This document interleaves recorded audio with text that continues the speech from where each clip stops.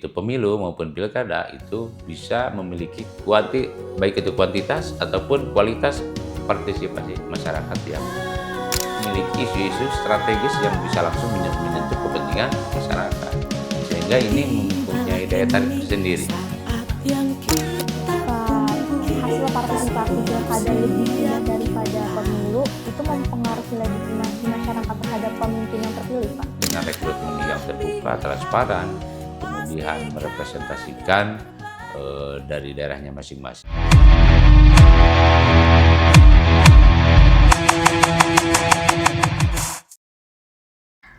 Assalamualaikum warahmatullahi wabarakatuh. Sampurasun teman pemilih sekalian.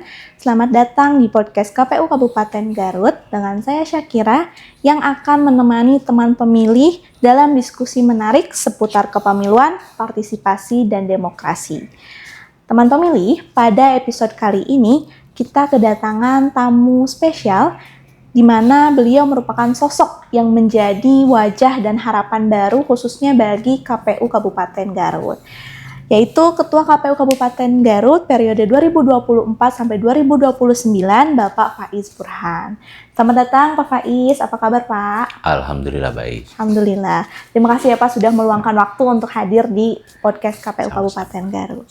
Nah, mungkin langsung saja Pak, pertanyaan pembuka istilahnya. Karena kan Bapak baru, saat itu Bapak bergabung setelah pemilu dan pilkada 2024 dilaksanakan. Pada saat sebelum bergabung, bagaimana pandangan Bapak terkait pemilu, pilkada, dan juga KPU saat itu? Baik, terima kasih teman-teman pemilih sekalian. Sebelumnya saya juga pernah terlibat sebagai penyelenggara, yaitu sebagai anggota PPK di Kecamatan Karangpawitan. Tapi juga pada kegiatan pilkada saya sebagai masyarakat biasa, tidak sebagai penyelenggara.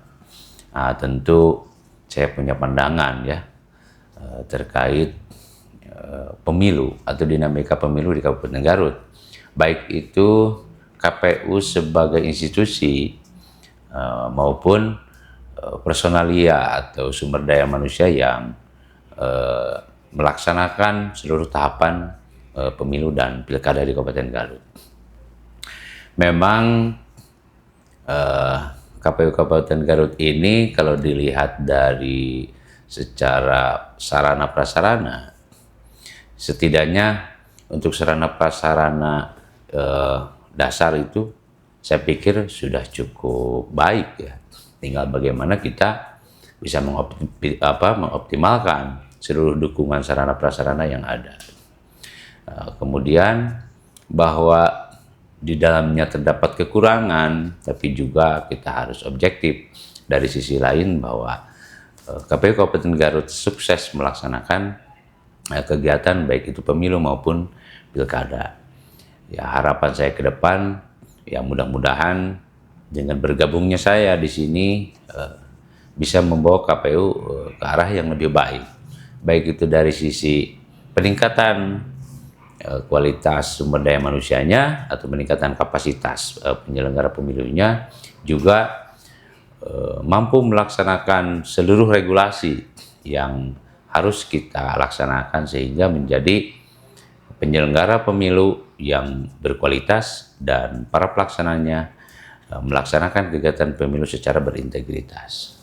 Baik Bapak, menurut Bapak bagaimana pandangan Bapak terkait pemilu dan pilkada, baik itu secara esensinya atau proses pelaksanaannya di Garut Pak? Ya, memang pada periode sebelumnya, alhamdulillah ya KPU sudah sukses melaksanakan dua-duanya, baik itu pemilu dan pilkada.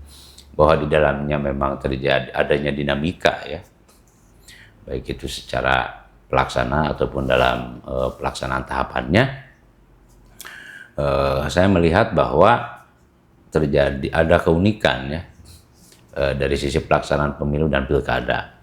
Walaupun ini terjadi secara umum juga ya di daerah lain, adanya tingkat partisipasi yang berbeda. Bagaimana pemilu ini memiliki tingkat partisipasi lebih tinggi daripada pilkada. Nah, ini menjadi PR kita bersama. Tentunya diperlukan kajian-kajian mendalam, sehingga harapannya bahwa pilkada maupun baik itu pemilu maupun pilkada itu bisa memiliki baik itu kuantitas ataupun kualitas partisipasi masyarakat yang cukup tinggi. Kalau Bapak menilai perbedaan hasil partisipasi dan pemilu dan pilkada itu karena apa, Pak, perbedaannya? Nah, ini memang unik ya. Bisa kita lihat beberapa faktor ya yang mempengaruhi terjadinya perbedaan angka partisipasi, baik itu antara pemilu dan pilkada. Setidaknya kita bisa melihat dari 3 faktor. Satu, faktor mobilisasi. Memang angka partisipasi kita dari pemilu elektoral yang sedang berlaku di negara kita ini memang sangat dipengaruhi oleh mobilisasi dari para peserta pemilu. Nah, saya melihat dengan banyaknya para kandidat ya di dalam pemilu, itu menjadikan mobilisasi yang cukup masif dan mobilisasi yang tinggi di masyarakat. Dan itu menjadi salah satu faktor yang sangat mempengaruhi terhadap angka partisipasi. Kemudian faktor kedua ini soal rangkaian tahapan pemilu dan pilkada yang saling beririsan, di mana kalau kita lihat ya secara regulasi, persiapan pemilu ini kan tidak kurang dari 20 bulan, dan ini lumayan panjang. Kemudian pilkada secara waktu itu sangat beririsan, dan rangkaian yang panjang ini bisa menyebabkan kejenuhan di masyarakat dalam mengikuti atau dalam mempengaruhi terhadap partisipasi masyarakat dalam mengikuti pemilu dan pilkada. Nah, kemudian faktor ketiga kita bisa melihat dari sisi isu, ya, isu yang ditawarkan, isu-isu strategis di dalam pemilu dan pilkada ini memang cukup mempengaruhi bagaimana di pemilu yang di dalamnya adalah pemilihan presiden, ya, DPR, DPD, kemudian DPRD, baik itu provinsi dan kabupaten, itu cenderung memiliki isu-isu strategis yang bisa langsung menyentuh kepentingan masyarakat, sehingga ini mempunyai daya tarik tersendiri. Nah, mudah-mudahan ke depan, terutama kita sebagai penyelenggara pemilu, juga mampu menyajikan dan mensosialisasikan program-program atau isu-isu strategis yang ditawarkan oleh para calon kepala daerah, sehingga menyadarkan masyarakat bahwa penting juga isu-isu kedaerahan menyangkut kepentingan masyarakat khususnya di Kabupaten Garut, dengan harapan ya mudah-mudahan ke depan bisa meningkatkan sehingga berbanding lurus ya antara pemilu dan pilkada.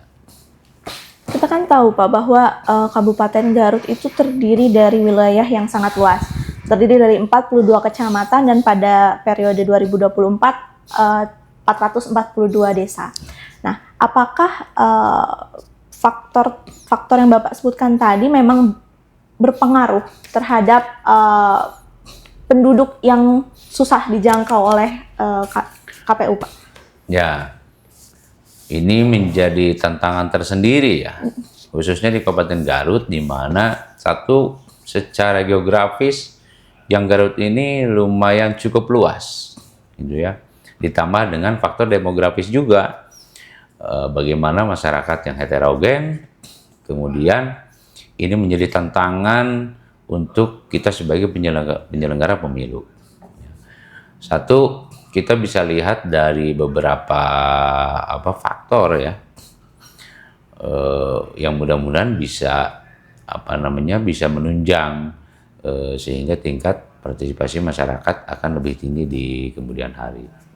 Di antaranya kita bisa juga melihat dari aspek penyelenggaraan nanti, yang mudah-mudahan aspek penyelenggaraan ini nanti bisa benar-benar dijalankan secara profesional oleh para penyelenggara, terutama dari sisi rekrutmen, ya, rekrutmen para penyelenggara baik itu di tingkat nanti kecamatan ya PPK maupun nanti di tingkat desa oleh PPS dan seterusnya sampai dengan KPPS. Artinya dengan rekrutmen yang terbuka, transparan, kemudian merepresentasikan dari daerahnya masing-masing dan ditunjang juga oleh kompetensinya, sehingga aspek penyelenggaraan pemilu ini dapat berjalan dengan lancar, efektif, dan efisien. Kemudian yang kedua bisa kita lihat dari aspek regulasi juga, gitu ya, bahwa selama penyelenggara ini bisa memenuhi atau menjalankan seluruh regulasi yang sudah menjadi ketetapan, yang sudah ditetapkan oleh KPU, ya, artinya bisa menjaga kepercayaan daripada masyarakat. Dan ini sebagai pemenuhan aspek ketiga tadi, bahwa penyelenggaraan pemilu ini selain aspek pelaksanaan, aspek regulasi, dan yang cukup penting adalah aspek kepercayaan publik. Nah, kuncinya adalah kita sebagai penyelenggara, selama regulasi kita jalankan, integritas kita jaga, maka insya Allah kepercayaan publik akan meningkat, akan kita dapatkan. Baik, Bapak tadi menyinggung soal disparitas hasil antara pemilu dan pilkada. Apakah ketika hasil partisipasi pilkada lebih rendah daripada pemilu, itu mempengaruhi legitimasi masyarakat terhadap pemimpin yang terpilih, Pak? Ya, begini, bahwa pemilu ini sebagai alat kontrol ya masyarakat terhadap pemerintah. Kemudian yang kedua adalah fungsi legitimasi. Angka partisipasi ini menunjukkan angka atau tingkat legitimasi masyarakat terhadap pemilu juga. Artinya semakin tinggi angka partisipasi, seharusnya ya, itu menunjukkan bahwa angka legitimasi masyarakat terhadap pemerintahan, gitu ya.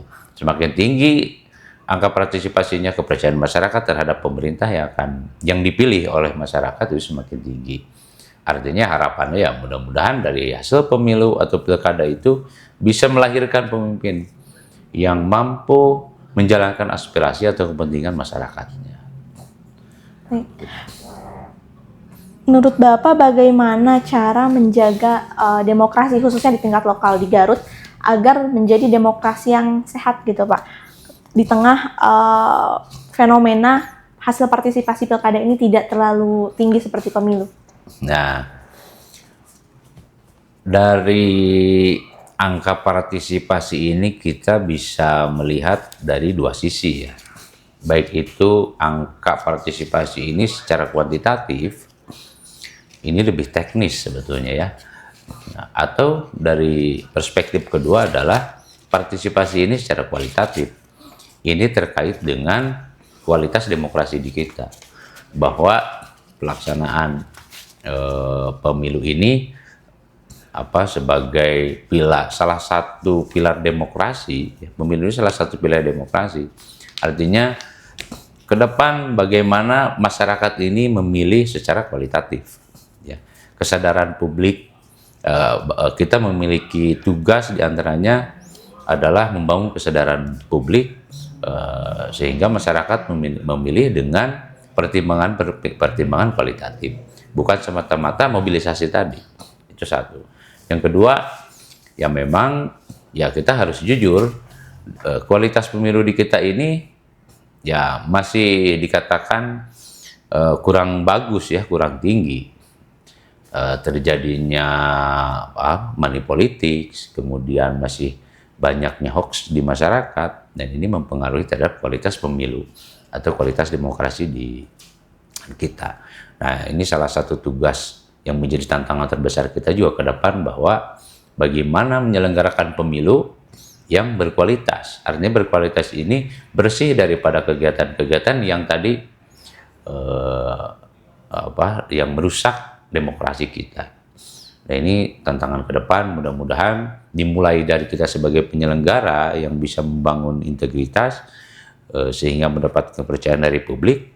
Nah, di sisi lain kita juga sama-sama menjalankan bagaimana pemilu ini pemilu yang berkualitas juga. Kalau pesan dan harapan Bapak pada teman pemilih ataupun kepada KPU sendiri gitu Pak, sebagai lembaga penyelenggara pemilu, supaya untuk tetap menjaga semangat demokrasi? Pesan saya mengajak kita semua ya, semua baik itu generasi muda, para tokoh ya, yang ada di Kabupaten Garut, atau baik itu tokoh muda, tokoh profesi ya, kemudian tokoh politik yang di Kabupaten Garut, ya mari kita sama-sama membangun demokrasi Kabupaten Garut. Dalam hal ini dari sisi penyelenggaraan pemilu. Kemudian yang kedua, ya saya juga mengajak khususnya generasi muda untuk mempersiapkan diri ya, untuk sama-sama berpartisipasi di kepemiluan. Bukan saja berpartisipasi nanti dalam pencoblosan, tetapi juga berpartisipasi dari sisi pelaksanaan. Bahwa kita membutuhkan para generasi muda khususnya untuk ikut serta dalam penyelenggaraan pemilu, baik itu nanti dalam rekrutmen PPK ataupun PPS sampai dengan KPPS. Ya mudah-mudahan ke depan ya kita siap untuk menjalankan rekrutmen itu secara akuntabel, transparan, sehingga sama-sama terlibat, sama-sama menguasai kegiatan pemilu ini supaya pemilu ini berjalan dengan baik dan lancar dan mendapatkan kepercayaan publik. Baik Bapak, terima kasih Bapak atas waktunya dan kesempatan yang sangat-sangat besar bagi saya untuk bisa berdiskusi pada hari ini. Untuk teman pemilih sekalian, jangan lupa untuk saksikan episode selanjutnya di podcast KPU Kabupaten Garut, dan jangan lupa untuk subscribe dan follow seluruh sosial media KPU Kabupaten Garut di YouTube, Instagram, X, ataupun TikTok dan juga Facebook. Saya Syakira pamit undur diri. Wassalamualaikum warahmatullahi wabarakatuh. Sampurasun.